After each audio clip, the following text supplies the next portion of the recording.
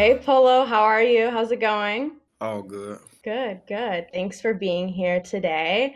I'm really excited to talk to someone who calls themselves the GOAT, which, you own up to that title. How about you give me like four different traits of a GOAT, in your opinion? Four different traits of a goat.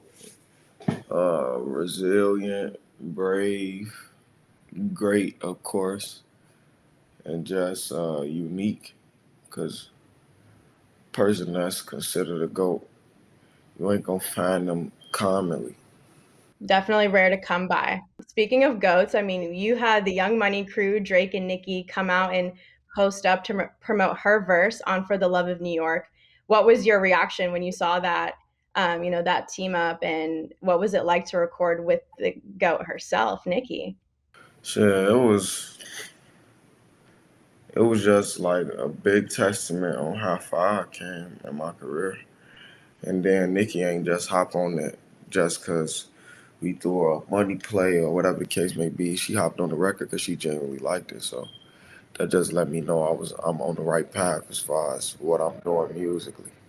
Absolutely. And I think what's cool is, like big reps for New York and you rep hard for Chicago and drill music. And something I love about drill is, like the delivery can be really gritty, right? But the content and the lyrics, it cuts deep and cuts through all the bullshit and talks about, the trauma and the hardship that people face when, those like young boys and girls, what they witness, their whole life being on the streets. And what I really like about your music, for example, is you kind of have a more melodic approach to your music. And also with the words that you say, you like speak more about mental health issues, I feel like. Do you think that hip hop and drill music in particular has been more inviting with that conversation about mental health? And like, where do you fit into that?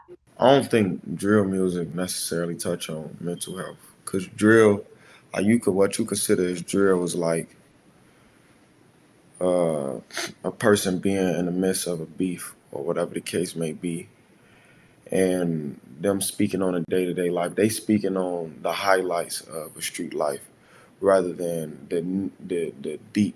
You get into mental health when you're speaking on pain music or just struggle music.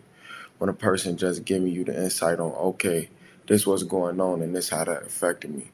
So when you get into drill, it ain't necessarily. It's more so upbeat or a person having fun and telling you the bright side of being in the streets. But it's like really when you get into pain music where they speak on what's really going on. True. No, I feel that. And I feel it more in your music than, other rappers. And I like when people can just be upfront about it, like one of my favorite rappers is Tierra Whack, and she has a song called Feel Good that I really like. And the first line, like off the bat, is like, why would I lie and say I feel good when I don't feel good? You know what I mean? Just like keeping it a Hmm. buck. And that's the thing about hip hop. It's like you see the come up all the time. You see people like yourself, calling yourself a rap star and talking about that high life. And there's nothing wrong with that. But I think you also go on the other side, which is really dope, where you can like talk about the nitty gritty, like what is like, kind of the fucked up situations. You know what I mean? Hmm. Yeah. And I think something else that you do really well is you've kind of mastered the art of the song tease. And I think what's cool about your snippets is like you got videos. Like I think one you were like in Beverly Hills Park. So it's like you give us a whole visual too, a little bit, not just like the little ukulele snippet. When you saw that, did it feel like it validated the title Rap Star even more? For sure, for sure, everything that lined up after that, and Rapstar wasn't a song that I necessarily set out to be a number one song. It just did that naturally, for real. So with everything that I had going on right after dropping a song like Rapstar, called Rapstar, it just validated what I was saying. Totally. And I think it really, ties back to that tease. I mean, you just give your fans like a little bit of the pie and it's just like they want it. They want the whole thing. They want it now. And I feel like it kind of puts maybe a little bit of pressure. I don't know. Like, do you feel like you've been feeling like you have demands in terms of like putting out a song maybe before you thought it was ready just because like everyone was fucking with it on social media and it's like, oh my God, like now I gotta drop this, or do you want to, keep marinating it, give it a little TLC. That was the first song that I ever paid attention to. Besides a song like "Be Something," I had just put it up on my Snapchat. I put "Be Something" on my Snap, and people took it and put it on Facebook, and it had like a crazy amount of shares, like tens of thousands of shares. And I'm like, damn, I probably should put this on my project. But with Rapstar, I had held on to that song for like a year, and people was asking me for it, asking me for it, asking me for it. And as time went on, when it, when it was coming into time for me to decide what's the next song I should drop before my album, I just finally paid attention to TikTok and seeing how crazy the song was going with just an acoustic.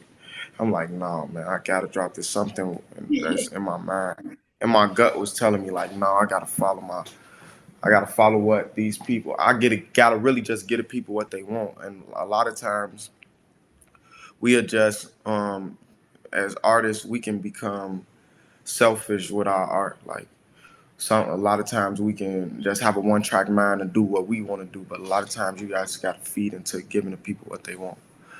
Totally. You're definitely like a man for the people in terms of that mindset. And I know like with Hall of Fame, that whole album also went number one on the Billboard 200. I heard that you're preparing the deluxe edition.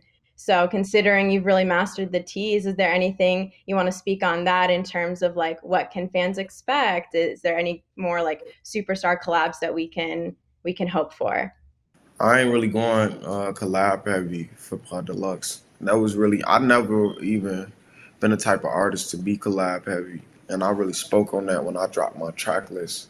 It was just all the artists that I got take a liking to, or I'm a personal fan of that I wanted to really collab with, like bucket list shit. But this time around, for my deluxe, I probably have an artist or two or a few artists together, but it's mainly me putting out some tracks that I personally like. That's dope. I like how you said, with the collabs from the original edition, it was like some bucket list shit. Because I was like, these are some heavy hitters. I mean, like, you got a fire track list, and I'm excited for how you expand it. In terms of like bucket list stuff, I know you're turning 23 next year. Yeah, Yeah. yeah. So your Jordan year, everyone's like, that's the best year of your life because Michael Jordan. I'm 23, and I'm gonna be honest, minus COVID. It was all right. Like, I like being 23. I hope it's not the best year of my life because I kind of hope that I have better years to come. You know what I mean?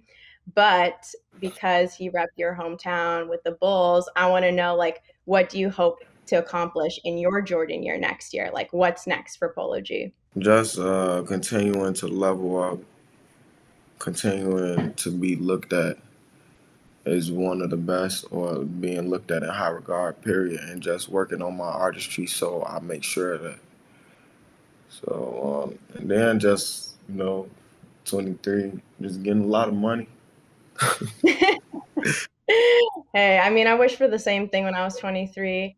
I feel like it's gonna come your way, man. So I'm excited to see what you got going on. Thank you so much for today. This is a dope conversation, and I'm excited for the deluxe of Hall of Fame. So I'll keep my eye out for it. For sure, appreciate it.